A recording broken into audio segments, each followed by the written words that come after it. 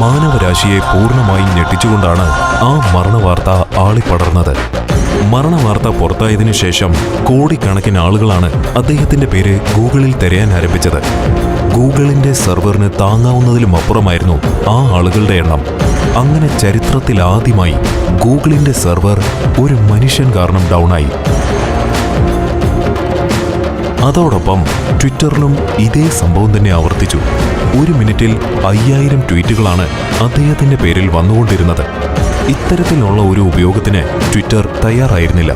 സ്വാഭാവികമായും ട്വിറ്ററിന്റെ സെർവറും ആദ്യമായി ഡൗണായി.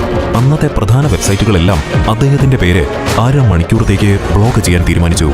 ആ മാന്ത്രിക പേര് മൈക്കിൾ ജാക്സൺ.